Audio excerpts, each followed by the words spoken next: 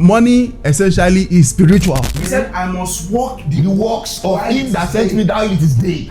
Because the night cometh when no man can walk. From Genesis to Revelation, everything in the Bible is work. There is no account of idleness. We can do things, but we don't let those things that we do then define us. The words of the Gentiles will not come to fruition. Play your role. Play your role. And play it well. Play it well. Because this Joseph you are talking about, sir, he entered Egypt as a slave boy. Mediocrity and contentment, they are not the same. But that stewardship is an art.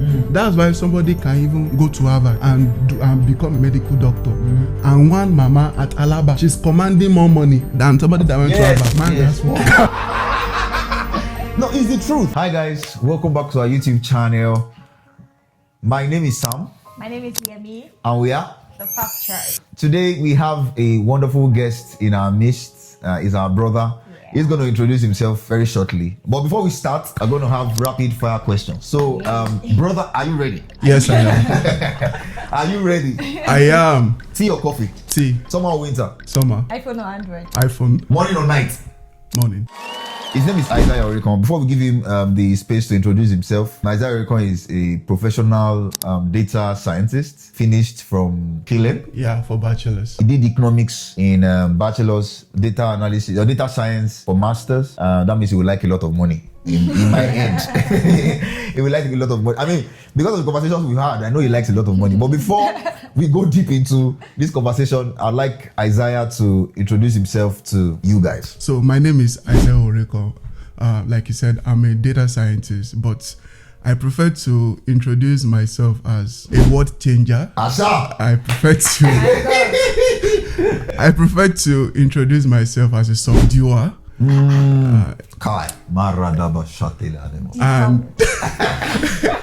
And an impact maker. So that is who I am, not what I do. So thank you.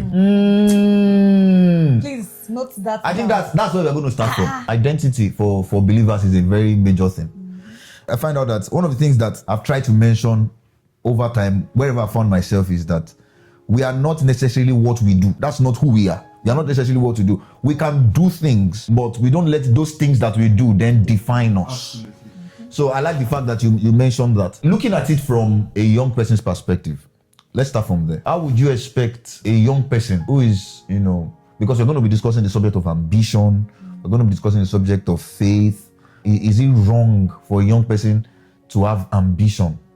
Because if I'm defining myself as a child of God, should that restrict my pursuit for the good things of life? So I want you to speak to that in terms of identity. Should my identity as a child of God restrict my pursuit of the good things of life? I know we have pushed it a bit further, but once we do that, I'll bring it back a bit. What do you think about that? Well, that's an excellent question. Firstly, before anything at all, for a young person, because I believe this is a Christian podcast, yes, it is very fundamental for us to make our references to scriptures, and not necessarily scriptures as well. We would examine the practicality of of scriptures. So knowing who you are is very paramount to knowing what you want to do. So we're made to understand as Christians that we are light of the world, we are salt of the earth. We're supposed to be a reference to people. We're supposed to live the life of Christ. So that is having the personality of Christ. But that identity is supposed to shape our ambition. So okay, our identity shapes our ambition. Exactly. Because ambition contextually can either be godly or ungodly. So by the time you know your identity, so automatically your identity puts you on a godly pedestal. Yes. So if you know that, okay, I'm a child of God, it is written of me to be diligent. It is written of me to walk, because Christ walked all through his reign on earth. Yes. So knowing all of these things, knowing who you are, you know that, okay, I'm doing this because this is who I am. And then if that identity is not put in place, there are high chances that the goals or the things you want to achieve are not acceptable. Young people want to buy cars. Young people are working because they want to wear flashy stuff. They want to buy the latest iWatch. But the truth is, by the time you know who you are, what drives your ambition is not material things. You know, what drives your ambition is what you are assigned to do, that is making impact, changing lives. Even as a staff in a particular company, you know that what you are doing is to the glory of God. So by the time you know your identity, you know who you are. So that identity will be used as a yardstick to frame your ambition. If I can get you correctly, I like where you have picked it from. If I get you correctly, it's salvation first before ambition. Because, you know, if I think about it critically, for me, when we come to the point where ambition precedes salvation, we create a platform for the devil to thrive. Exactly. Because the devil can take glory from there. It can. So, an ambition does not necessarily have to be right or wrong. It's just from where it is coming from. Exactly. Because somebody can come and say, I have an ambition or I have a mission. I want to bless people. Now, if that person is coming to bless people, even though he's blessing people, but from which source? So if that source is corrupted, the action is most likely corrupted as well. It is actually corrupted. So it's more like a consciousness. It drives that consciousness that what we are doing, our ambition is not for self. Exactly. But from the basis of salvation, we know that there's a drive, there's something that is driving us, there's a focus. So we are conscious that whatever we are doing is to the glory of God. Yes, Exactly. one source. Yeah, One to source. the glory of God. It's for people to see, for light to shine, for God to see, for the world to see that light through Exactly. us. But Exactly. it's all to The glory of God. So we can agree on this podcast now that it's not wrong for a young person to have ambition. It is not wrong for a young person to have ambition. But it is only wrong if a young person's ambition is not built on the foundation of Christ. I like that. Let's talk about money. Okay. You That know, works. Money is your major. That works fine. If you don't know, you see, this guy, right? He's one of the people that, you know, inspired me to start, you know, investing in stocks and shares and all of that. You know, it was a knowledge I've been building for a while. I just felt like, but you know, at some point we were staying together in the same building, and you know, we have these conversations about stocks. We have a lot of conversations about Christianity, young people, you know. So we have a lot of conversations, but you know, he inspired me to like, okay, I think the best time to start is now, you know, and we've been doing it for like a couple of months now, and we've been enjoying it. I remember the day you were talking about investing, and you mentioned some brands, some names, and it was like, and you were surprised that so you know about this talking about some S&P 500. And I was saying, I say, this man has gone far. some things that I thought were news, like I'm the boss, I brought it. No, it just felt like, you know. So let's talk about money. When I was growing up, money was one of the things that we were taught that, you know, is the root of all evil. But the way the people painted it as root of all evil is as if money gone is evil itself. Like money. You know, and I found out that the general basis of compromise is people compromise more because they don't have money. You see, and the money conversations, and we try to avoid it, even in church. We try to avoid it. You feel like when we start talking about money, people think, but me, I've seen miracle with money. I understand money to some extent, but can we talk about money from your perspective? What is money? As an economist, I mean, you're an economist. So what is money? Well, as an economist, I like to believe that I'm a spiritual economist. I don't know. I don't know if that's publicly acceptable, but that is who I am. That's my peculiarity. So what is money? I think money primarily, the acceptable definition is is something that is used as a medium of exchange. Or medium of exchange. Medium of exchange. Yes. Okay. Money, I like that. money also can also be seen as a reward for labor. You know, so those are like the basic definitions of money. But if we go deeper, money is like the lifeline of a man's earthly transaction. Like a lifeline of a man's earthly transaction. So for God, because I believe that God's means of spiritual transaction is gold. You know, because you remember the Bible was saying the heaven is, you know, is in gold and all of those stuff. And come to think of it, God did not permit the writers of the Bible to omit such information. I mean, God could have said they are inconsequential. They don't need to be. They don't need to be in the scriptures. But He gloried in describing what heaven is. Like, they were made in topaz, jasper, all these beautiful stones, expensive stuff, and you know, also mention gold. So I think it's that fundamental to define money from that standpoint. So as a spiritual person, what is money to you? As a spiritual person, what is money to me? You said money as an economist, money is a medium of exchange. Money is reward for labor. As a spiritual person, what is money to you? I want you to say it from your experience of money. Okay. As a spiritual person, what is money to me? Firstly, I think money is a means of engineering God's agenda on earth. That's the first thing. Thank you. It's a means of engineering God's agenda on earth, even from a family level. Not just church now. Even from Bible said the man is the head of the house. And then a man is expected to take care of his family. And one of the ways he has to take care of his family is to provide money. You understand? So money is primarily a means of, in fact, obeying God. Is a tool for obedience. Yes, sir. That's how. Yes, sir. That's how important it is, sir. You know, so that's my view of money. I was reading about this rich fool. Okay.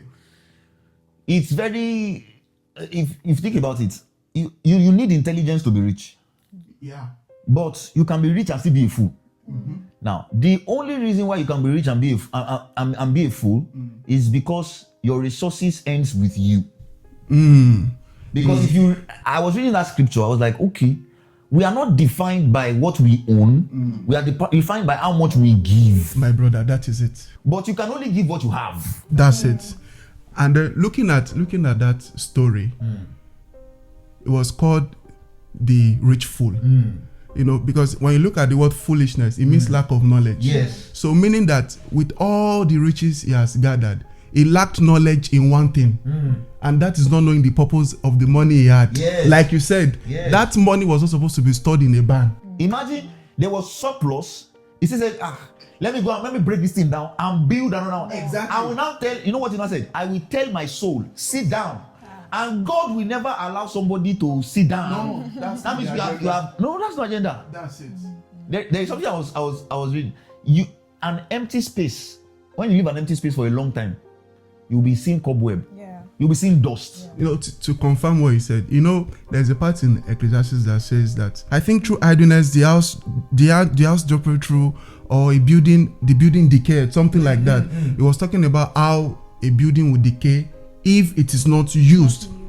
So nothing is going on in it. Exactly. And it will be decaying. It will be decaying because it is idle. That was the point where this guy got to. This rich guy got to.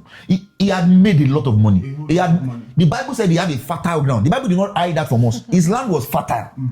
He had a lot of crops. But when the increase came, he said, my soul, relax. You know, and at that point, talking about increase, when the increase came, God's expectation of him is to keep on multiplying. Yes. And not stop. And not stop. You know, one of the promises God told Abraham is, in you shall all the nations of the earth be blessed. Yes. So God blessing that man with that vast amount of resources is for him to be a blessing. Yes. And then I say, At this junction, I think I've achieved all that I need. There is never a point we will get to where all that we own is for us. And we're talking about the rich fool now, but we don't even have to be that rich to still give out. That's it. We don't have to be. If we look at it from the standpoint of stewardship, money is neutral. It's only corrupted in the hands of the person that it meets. That's it. Money is neutral. It is neutral. I don't believe that Christians should not be rich. You know, in context of which I grew, you know, you would think wealth. No. Christians cannot have wealth. But it's wrong. Because the Bible even says that the wealth of the Gentiles will come to us. Now, if we don't have wisdom to manage wealth, the wealth of the Gentiles will destroy us. And that is why God has not entrusted a lot of Christians with wealth. Because by the time you have your mindset that you are not supposed to be rich, how then can He give you wealth? Because wealth is entrusted, and it is expected of you to manage it. So it is, if you have a mindset of becoming wealthy just because you want to be of blessing to people, because that mindset will prepare you to start knowing the things you're supposed to know. That mindset would sit you down. Okay, I think I need to start gathering mental acquisition that will make me, you know, manage all of these things that God has entrusted to me. So by the time, and I think it was a disease in the body of Christ that we can't even touch topics like success. Anybody that tries to talk about it, they will say, no, it's derailing. Considering the background we came from. Yes. You know, it's a disease to talk about things like success, things like getting rich, and all of that. It's a problem. But and we will still be compelled to put money in this card, put money in that card, put money in this card. With that little that we have at hand. But I think this generation, a lot of things are now changing.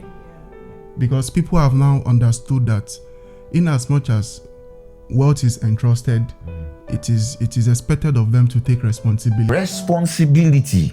And then you said something earlier. You said you're talking about giving, that you don't really have to be rich. So because it's also very important to bring a balance to this. So people would think that the way we are shouting money, you need to like have maybe $1 million before you can start doing it for God. Because we are kingdom minded. It doesn't really work. It doesn't really work that way. Because from the little God gives to us, He's also expecting of us to be of blessing to people. You know, because of how money works in the kingdom. You know, the guy that He gave one talent, He gave some 1 talent, 2 talent, and 5 talent. The one that He gave 5 talent, because of his capacity to handle 5, multiply it by 2, now add 10. The one that He gave 2, multiply it by 2, add 4. Yeah. The one that He gave 1, you're a foolish man. You're a wicked man. You're trying to reap where you don't sow. It's a mindset thing. Yes. So we must begin to learn about stewardship, learn about money before we actually really have money. Because if you say you want to wait till you have money to learn about money, it will be too late. Exactly. Somebody taught me about something when I was a teenager. He said, if you don't know how to give a tithe from 1,000, when you start earning 20,000 pounds, you will not be able. You will say, "Wow, this much money for tithes." And I found out that was very true. It is very true. That's very true. So you have to learn about money earlier than you have it. You have to. So that when you now have it, you know how to manage it. And it will not now destroy the person. It wouldn't destroy the person. Exactly. And if you remember, that was why we started with the identity thing. Yes, from exactly. the beginning. So because by the time you've gone through this process, because it's important to also mention that when we talk of identity, you don't say, "Oh, I'm the light of the world," and then that one day you have become light. Because it has to be a gathering process till it becomes a part of you. Yes. So during the period of identity shaping, God is like making you, pruning you, that when He starts entrusting you with some things, those things will not start having control over you. You know, because sir, finance is a very, very integral part of a man's life.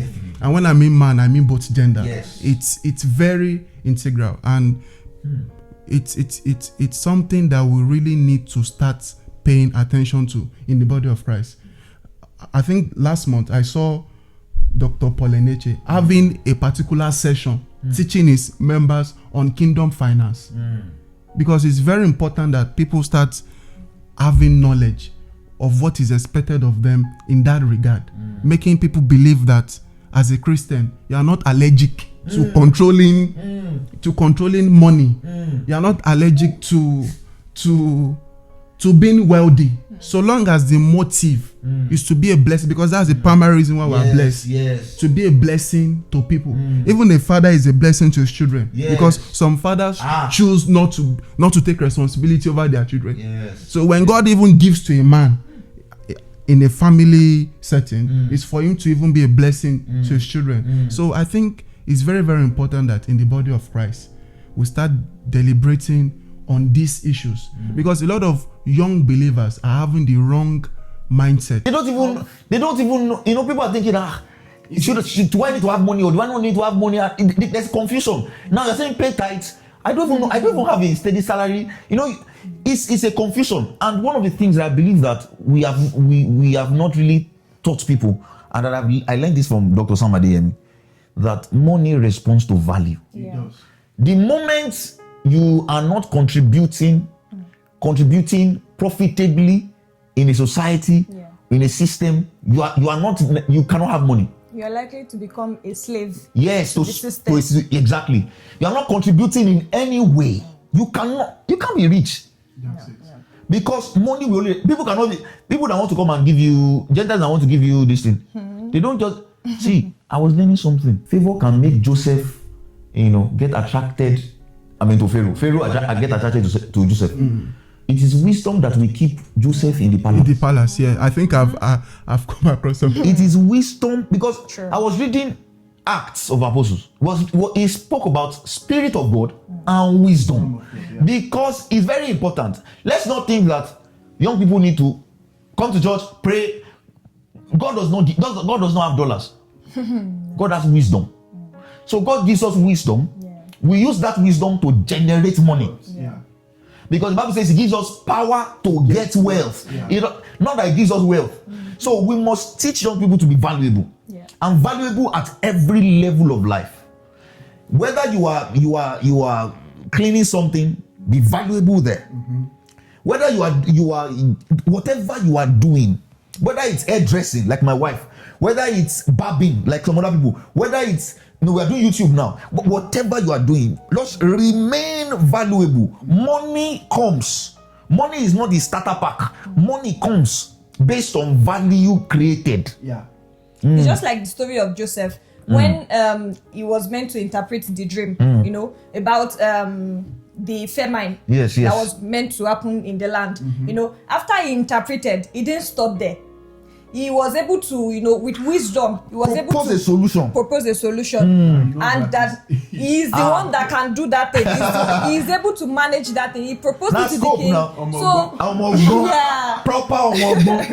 So we have to be wise enough to know that anything that God has, there are some opportunities that most people have missed because they are unable to manage that opportunity well. So we should be able to use that. That's what brings about wealth. That is how the wealth of the Gentiles can come. Wealth of the Gentiles will not come to foolish people. No. It won't, because you cannot even get to the palace of the Gentiles. You cannot even get to the place where they are talking business. It's your value that will take you to that venue. Speaks for you. You get what I'm saying? No, it's very important. And we must begin to talk about it. Young people must be valuable. Because the truth is, the earlier we start it, the better. Because first thing people need to know about finance, as far as the kingdom is concerned, it is long term. Yes, sir. So because when these teachings are established, you are talking about being valuable. Being valuable, and I'm also sure you're also trying to paint a picture of being consistent, being diligent, not stopping. Because if all of these things are established in the minds of believers, they can automatically, it kills things like instant gratification.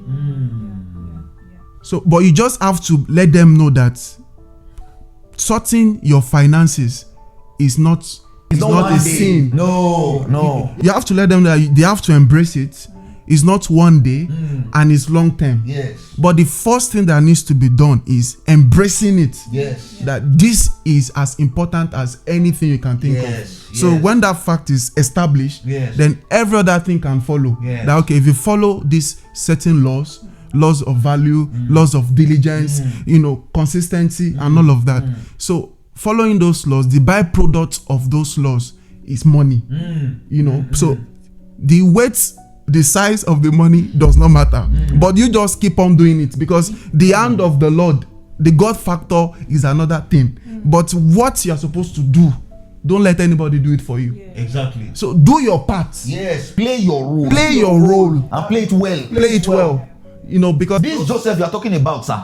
This Joseph that we're talking about. He entered Egypt as a slave boy. Slave, and then he kept on going. It's not. He entered. That was like 13 years of confusion, but of consistency. Talking about Joseph, I was wondering all through those years, what was he reading? Did he have who was mentoring him? Because Joseph's situation was very peculiar. Of Daniel, we knew that he understood by books. Yes. Bible never said anything about Joseph. I was wondering, but the truth is, like you said, you just have to keep on doing what you are doing. He knew that there is a place for me for the top. Yes. I knew that. God painted a picture for him in a dream. That was his book. Yeah. No. This was what I saw. I saw this thing. The thing is, Joseph did not know that his brothers were going to bow down to him when he becomes prime. God never showed him that he was going to become prime minister. He just saw. So this stars are very buying. Exactly. So I'm sure he must have thought, as long as my brother has not bowed to me, I can't give up. Because I saw that they bowed to me. So until they bow to me, I'm not going to. I want to believe that's one of the that kept him going. So we can agree here that every young person needs vision. They do need vision. Because, sir, these are the factors that will propel the weight of finance you are going to command. Because in as much as we work, in as much as we do some certain things, the kind of job or the kind of things we find, the kind of value we find ourselves offering sometimes, the reward it brings may not be able to command a certain level of things. Yes. So there are some things we do, the reward it brings is just maybe to do some certain things. But when vision comes into the picture and God says that, okay, this boy has a vision of liberating so people. This boy has a vision of building so number of churches for me. That way, okay, God will start opening your eyes to things you can do to command more wealth. So vision is a product of the level of money you will command in the future. Because like we said money is a tool. It's a tool of carrying out God's agenda on the earth. And we cannot have it equally. We can't have it equally. That's it. It's based on the assignment. Exactly. So if God sees that I don't need too much money for the assignment he's giving me, he can't supply it to my Yes, that's where contentment should come in. Exactly. So I want us to paint it now. What comes first? Okay. In terms of someone is thinking about money, what should come first? I think first, which will serve as the baseline actually, will be identity. Okay. When identity is established, vision. You understand? So when we establish identity and we have a vision, what should come next? What should come next? Work, sir. Work. Yes. So that value. That is the value area.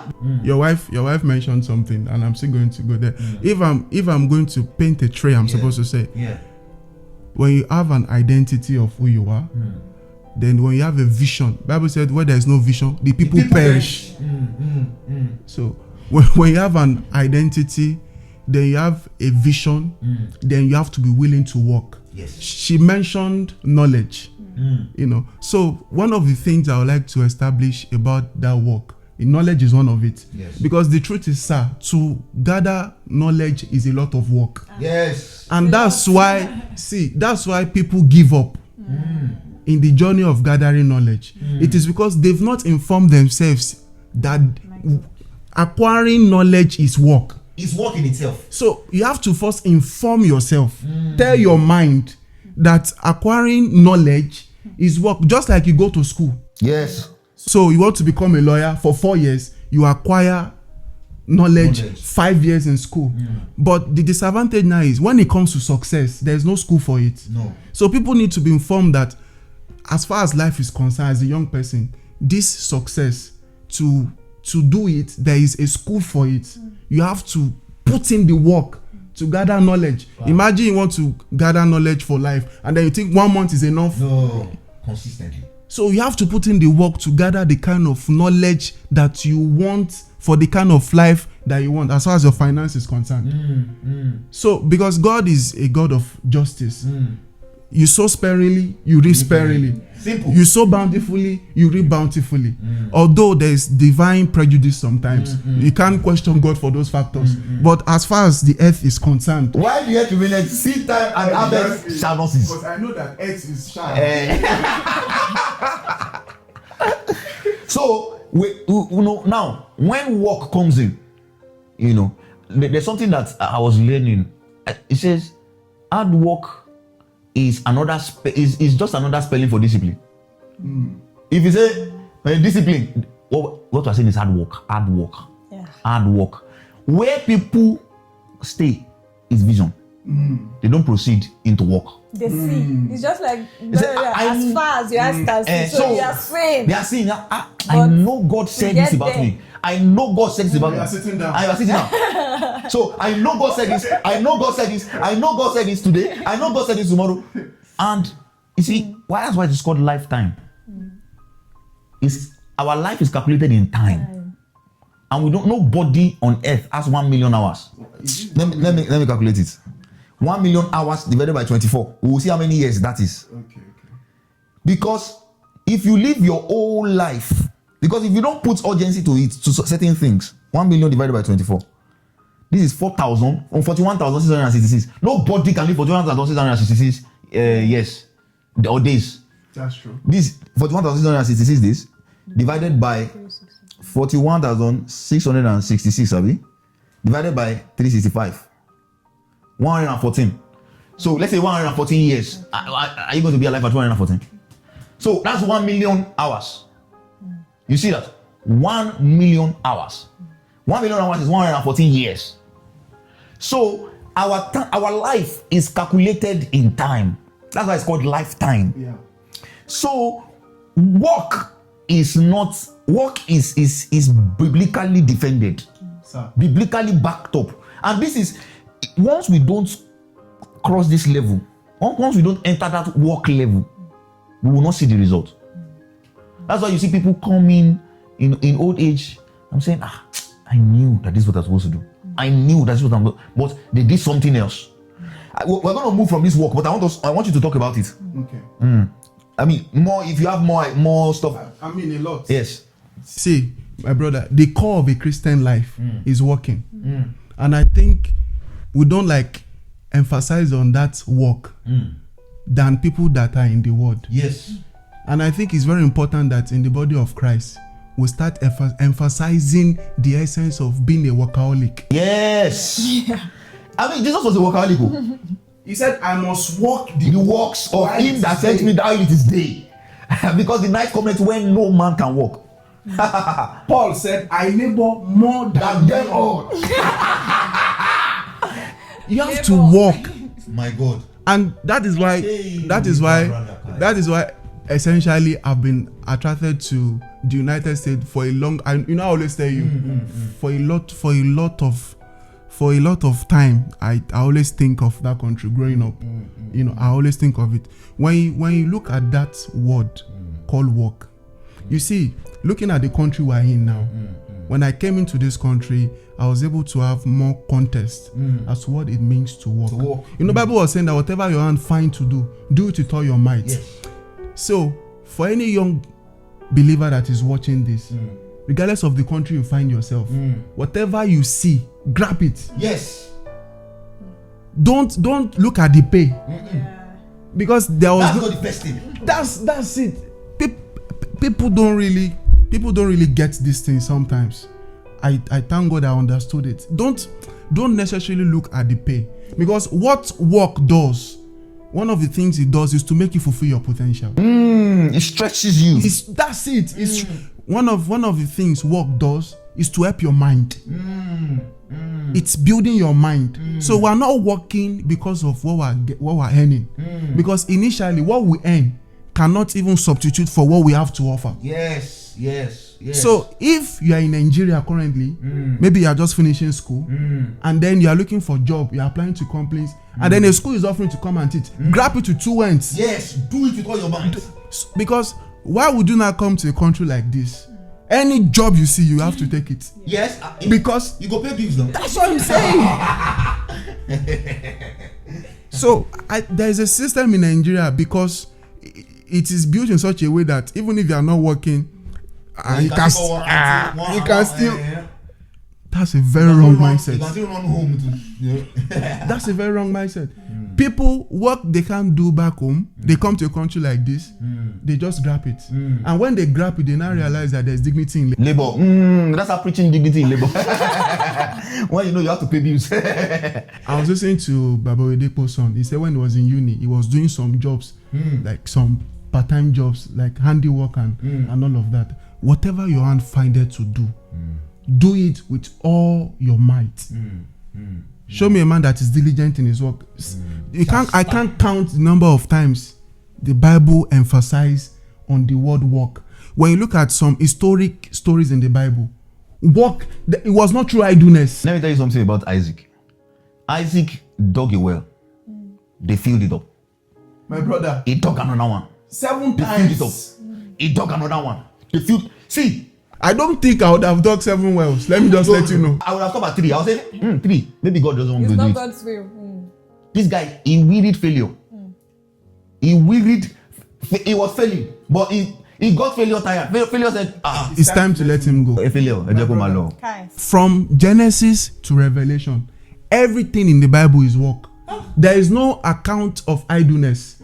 God puts Adam and Eve, tend the garden. The Israelites were in Egypt 400 years as slaves. When they left Egypt, to be walking thousands of kilometers, is it fun? Is it play? Everything in the Bible, Daniel in Babylon, Joseph in Egypt, is it the disciples of Christ? Walk. Nehemiah and the wall, Joshua, Ezra. everything. Ruth, Esther, everyone, walk. Deborah. Ruth met her husband in walk. So, to now make it more interesting, physically and spiritually, you will walk. That's it. Because that's what makes us. Physically, spiritually, you will walk. When we now leave the physical factor as a spiritual man, you will fast. Yes. Is fasting convenient? It's not convenient. You will pray. Bro, man, that's walk. No, it's the truth. Because if you don't say these things, a generation will come and be saying that, our fathers contended in prayer. Yes, they contended in prayer, but they walked too. And it has to continue. It must continue. We can't live on what they worked on. No. We can't. It will finish. Yes. What you don't work for, you can't keep. What you don't work for, you cannot manage effectively. So now, after you have worked, the next layer is contentment. Because you find out that when people have worked, because their appetites are too enlarged. Now they get to a point where they are not contented. And then that's when they now started entering things that they're not supposed to enter, because they are not contented. So as we begin to work, as we begin to get profits, add value, we need to put contentment barrier around ourselves. Because it's good and profitable to be contented. It is. Else, we will walk into the hands of the devil. Because the devil too is working. Yeah. That's an example. A brutal workaholic. So contentment has to be in place for every young person listening to us. Now, we are speaking to you because we are also young. Yeah. So we are experiencing that experience together. Yeah. So we are bringing that experience alive because it's common to man. So, but as we begin to work, let's also be contented. Now, contentment is not settling for mediocrity. That's another thing. You say, me, I don't. No. Mediocrity and contentment, they are not the same.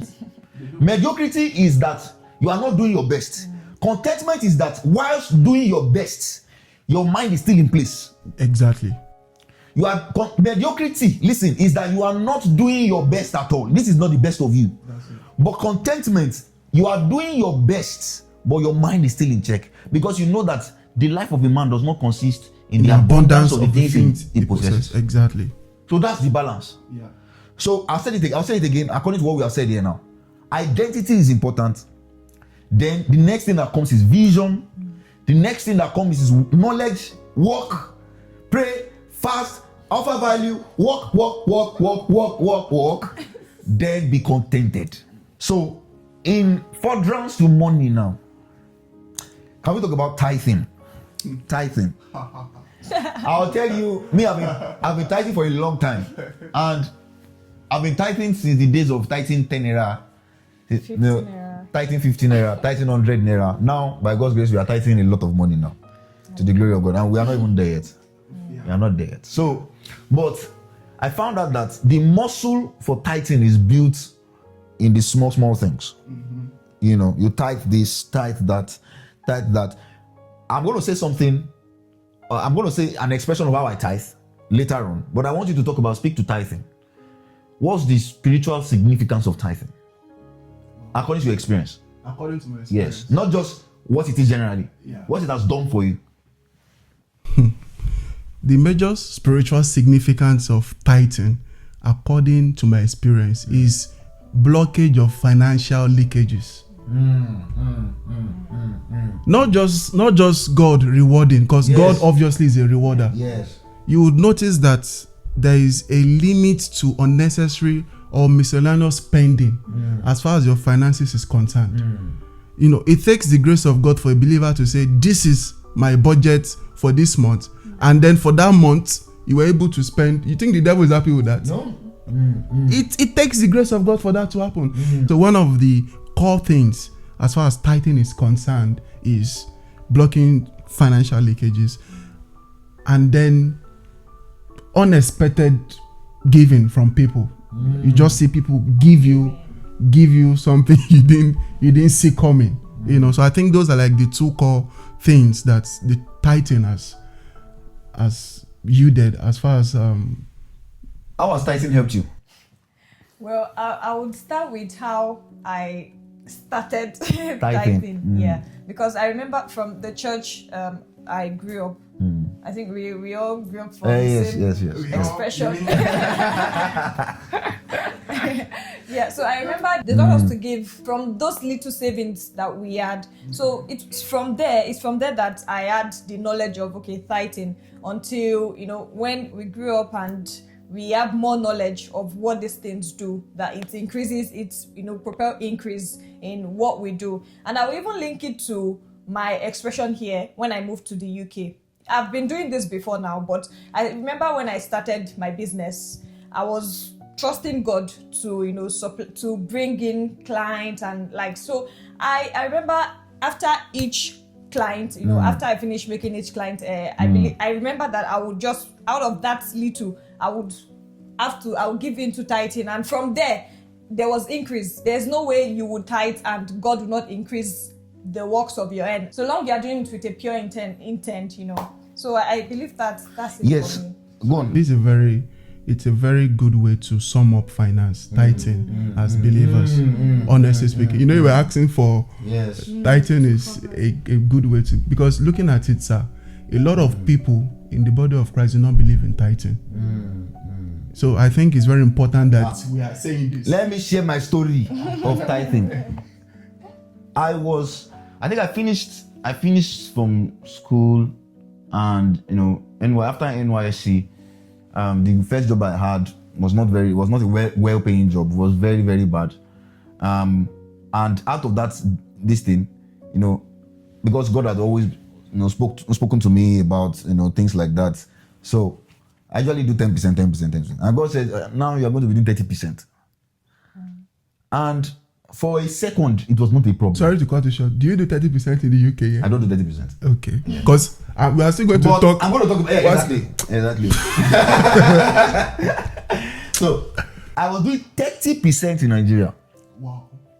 And I was earning ridiculous money. I'll do 30%. I'll do 30%. God will say, okay, there's a work here. Contribute to it. I remember one work like that. I'm saying it because it can inspire someone. Now, in the church where I was in, my dad was a pastor of that church. They were doing building projects. So they said, youth, how many blocks are you donating? Youth said they are donating maybe 100 blocks. God said you are doing 150. Like, only me. All the youth said they are doing 100. And I'm contributing to that, all the youth as well. God said you are doing 150. Now, no problem, sir. Well, I received my salary. Was it convenient for you? It was not convenient. So just to put it out there, it was not convenient. So when you're looking at finance, you're looking at stewardship, and you're looking at convenience at the same time, you will not do it. Good. Good. So 150 blocks, I did it at once. I think I broke the money into 2 or something, but I made sure I did it. I still contributed to this thing. But one thing I noticed was that I never lacked. I never lacked. It was in that period that I started doing real estate. I had a client that said they must buy from me. International doors began to open. Things began to open up. That's when you now find out that more than what we get from tithing shows our responsibility, that we are responsible believers. That's it. So it's not just I've done a lot of things that I did not necessarily, God did not say this is because of the reason why I'm doing this. You understand? But what God has done for me, I can only link it to, like, I don't deserve these things. Exactly. Yeah. Do you understand? Exactly. So those things went to open some. I got some miracle recently. I was thinking, what did I do? So when I started remembering, maybe God saw our seed here. Maybe that's what I'm saying.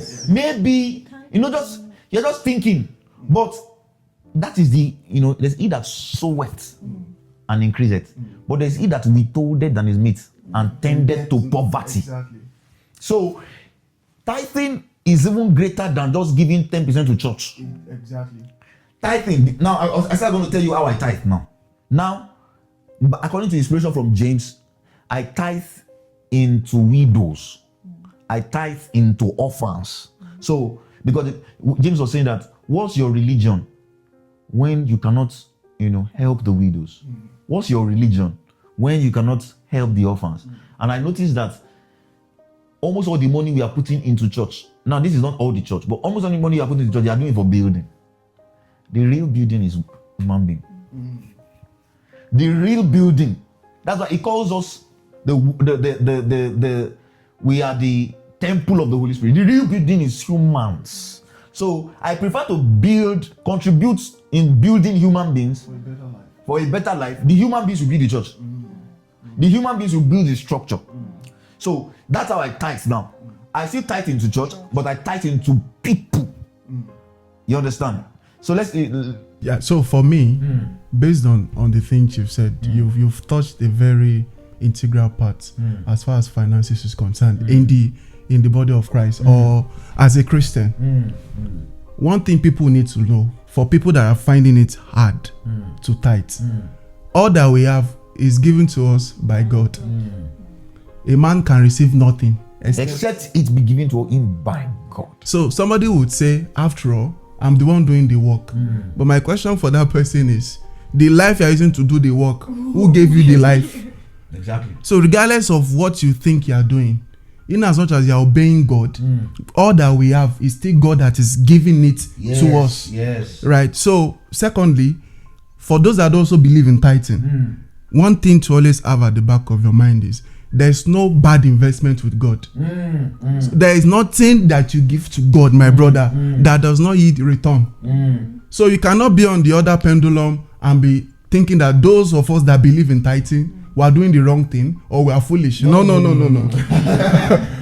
No, because for young people, it's very important. And I love the fact that you give practical examples of what tithing. I mean, that is one. That's one of many. Imagine Yes, of yes. that is because by the time you are ignoring spiritual transactions, you are also putting a limitation on how fast you should grow. Yes. As far as your because money essentially is spiritual. So you need to engage in spiritual transactions to be able to back up what you said. Yeah. If we don't become proper steward, now I will say you are going to speak about stewardship. Yeah. Now, if we don't become proper steward of money, God will not increase. It says, he that is faithful in little will be faithful in many. Exactly. If God gives you 5 and you make 10, that one that person is keeping is coming to you. Not even to the one that has You did not hear where the Bible said, to them that have many, what will be given to them. Even the one that don't want, they say that they don't have. That thing that they have, they will Exactly. So stewardship is very important. Is what leads to increase. Is what shows that we are responsible as we have money. Now, so as we begin to work, let's not think that, oh, it's my energy, or it's my work, or it's my intellect. My brother, that stewardship is an act. That's why somebody can even go to Harvard and become a medical doctor. And one mama at Alaba, she's commanding more money than somebody that went to Harvard. Yes. Because by the time you understand these spiritual transactions, you are giving, My God. you see that, because what he said is very, very important. People need to embrace this secrets because it works wonders. It works. And I think we can be more practical too about it. For example, when you say you want to give from what you've earned, for example, you earned like 10,000 naira and you're thinking of giving 1,000. We should not think that maybe the increase is going to come as 10,000. There are diverse ways that God can use to, reward you. And it may not be financial reward. Yeah, that's it. So there are different expressions. Yeah. So In fact, true, that the reward God will even give you is more than that. More You see that? exceeding. So I always pray to God, don't give me money. God does not even give people money. If I give somebody 1,000, another person gives me 1,000. There's it doesn't Even if I give somebody 1,000 and somebody give me 10,000. still restricted. Let God give you something that can produce and keep producing. talking about what God can give men, you can be seated. We're talking about financial market and all of that. You can be seated somewhere, and then God will tell you, buy this stock. And then in 6 months, it will do 600%. I'm telling you what has happened to me. So God has a way of, if the reward from God is true knowledge, my brother, you have made it. You have made it. I don't do money for money. No. That's too small. God. No. Just take that off my. It's very important. And God can give you one relationship that will compensate for beyond what you think. One relationship. That relationship. That's all. Someone said some group of kings gathered. They gave him a good mine of, I think, how many hectares? I can't remember. That's talking about relationship. Man. That's it. So, because my brother, that giving factor, I think when people come to this part of the world, they start neglecting it. It's important. People will come here, they even find it hard to tithe. They find it hard to give. When it's not an environment. It should not be an environmental. Your giving should not be propelled by environmental factors. Nothing should be too much to give to God. Nothing. That's I like that we started it on the right note, so that you can know that, see, our life only comes as we were saying it, that what we do is because of who we are. Exactly. Identity. So once that basis is not there, you find out that all these things that we're saying will not make sense to you. We are talking about tithes. You say, these people are just talking. No. So we're only saying this because we have the life of Christ in us. Identity. So if that life of Christ is not in us, people that will be saying it will think what they are saying is foolish. So it's because that life is in us. That's why we can be saying this. Yes. So the life of Christ is an enabler. We are finding these things easier to operate in because that life. There's a source. Exactly. That is who we are. If not, these things will be really hard. It will be difficult for us to. Just the way it's difficult for people. Exactly. They will be hard for us to execute them. Wow. This is a rich podcast. I wish and I pray that you were here till the end, because it's something that we're actually going to even invite you again. I can't wait. I didn't know I was going to enjoy this. I'm going to come and explore some subjects. I mean, these are what we have normal daily. Like when we stay together, this is how we have conversations. So it's that it's natural. We can be here for like 2 hours. Just everybody's talking. No, I think sometimes we can even talk for 4 hours. Yes, just going value. You know. So that's it for today. But definitely, if you want us to bring Isaiah again, let us know. If you don't want, I will come. So I will come. Definitely, we are bringing him again. Definitely. It's good to have these conversations, especially for us young people, so that we, when things like this feel very far from us, we will not know that people that are around us are doing it. Mm-hmm. People that are around us is a possibility for them, so that we don't begin to think very far. Like it's for people like. No. Well, all of us. Those that are at the top, this was how they started. Exactly. No magic anywhere. So thank you for joining us today. Please help us say thank you to Isaiah Orikon, our brother, our friend, for coming to do this with us. Yeah.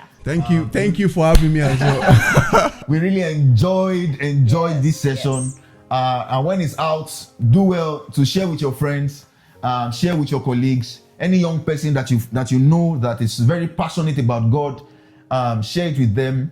If there are other topics that you like us to talk about, please drop it in the comment section. We'll be very, very happy to take these things on board. Please don't forget to subscribe and leave a comment. See you next week. See you guys. Bye-bye.